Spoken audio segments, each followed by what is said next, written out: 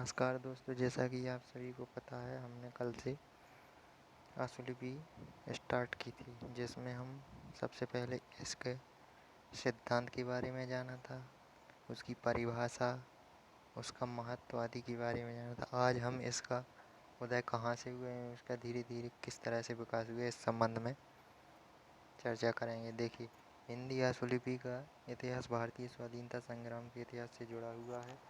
19वीं शताब्दी के अंत में भारत में ब्रिटिश शासन के विरुद्ध असंतोष व्यापक रूप से धारण कर चुका था।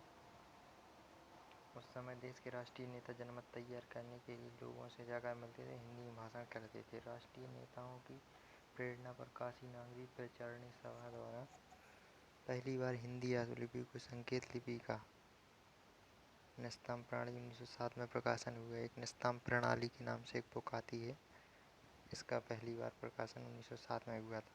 इसके बाद 1926 में ब्रह्माक्षर प्रकाश और 1931 में जैन संकेत लिपि प्रकाशित हुई। ब्रिटिश शासन के विरुद्ध संघर्ष सीमा पर पहुंचने से पहले ब्रिटिश सरकार को राजनीतिक गतिविधियों की रिपोर्ट लेने के लिए अपने CID रिपोर्टरों को हिंदी आशुलिपि का प्रशिक्षण देने की आवश्यकता पड़ी, जिसके लिए लखनऊ के क्रिश्चियन स्कूल ऑफ कॉमर्स में व्यवस्था की गई। यही पढ़ाई जाने वाली पद्धति के बाद में सह पद्धति सिंह प्रणाली के नाम से प्रचलित हुई।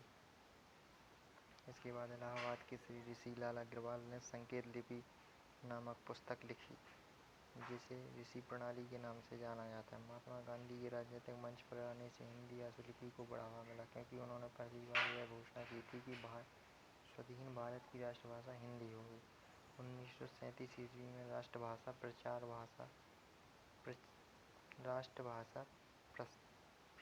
भारत समिति वर्धा में हिंदी आशुलिपि का एक अखिल भारतीय सम्मेलन बुलाया, जिसमें बम्बई के श्री दबके ने पिटमैन के ध्वनि चिन्हों को बदलकर आवृत्ति की गणना पर आशुलिपि चिन्ह निर्धारित करने का नया प्रयोग किया। यह पद्धति बाद में वर्धा प्रणाली कहलाई। भारत के स्वाधीन होने के पूर्व तक जो भी प्रयास हिंदी आशुलिपि के विकास के लिए किए गए, वे अधिकांशतः उन लोगों के द्वारा किए गए जिनका व्यवहार हिंदी आशुलिपि में नहीं था। उस समय शासन में इसकी उपयोगिता भी नहीं थी। सन 1946 ईस्वी में राष्ट्रीय सरकार के गठन के बाद पहली बार सेंट्रल लेजिस्लेटिव काउंसिल में 4 हिंदी रिपोर्टरों की नियुक्ति हुई और हिंदी आशुलिपि को प्रोत्साहन मिला। 1948 में हिंदी आशुलिपि की कुछ अन्य पुस्तक जो पिटमैन पद्धति से भिन्न थी, टंडन प्रणाली,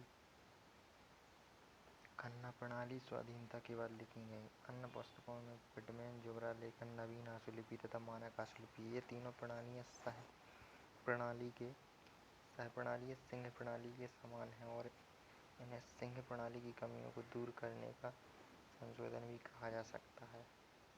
यहाँ इस जगह सह प्रणाली की जगह सिंह प्रणाली होना है।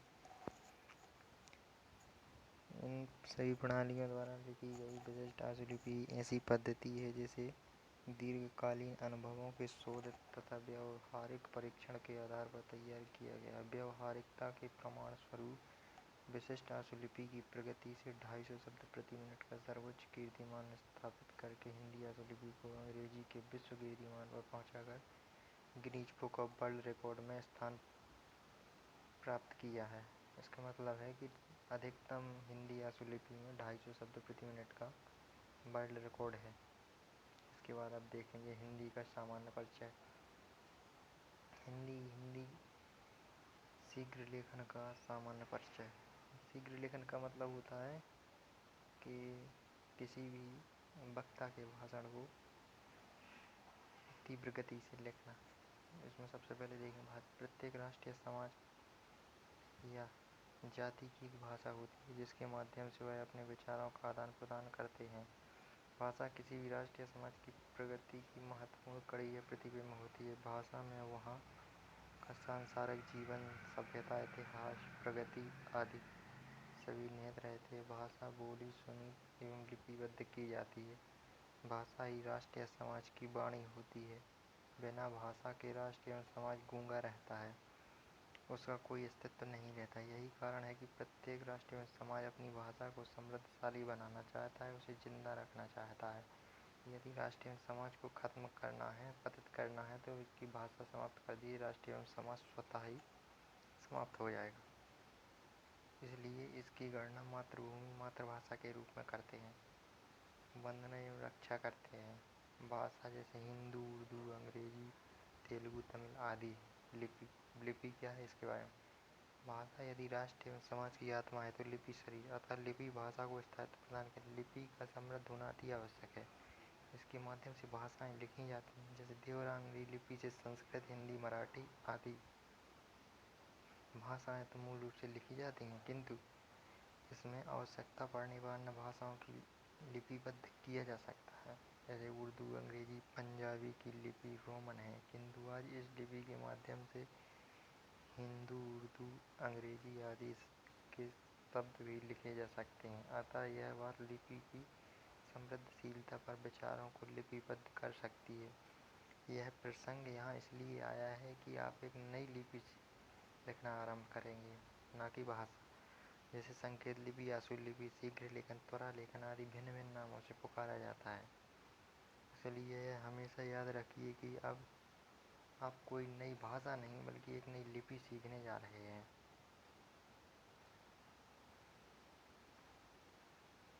इसके बाद हिंदी शॉर्ट हैंड क्या है ये देखिए।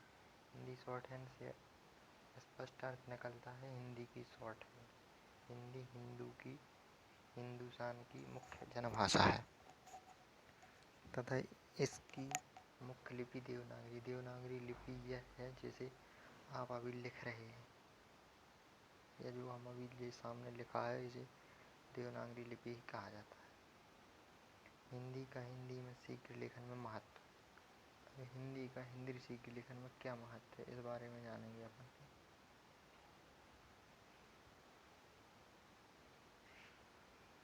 हिंदी शीघ्र लेखन का अर्थ है कि हिंदी को शीघ्रता से लिखना। शीघ्र लेखन मुख्य रूप से भाषा पर ही आधारित है, अतः इसके अध्ययन के पूर्व भाषा पर अच्छा अधिकार होना अनिवार्य है।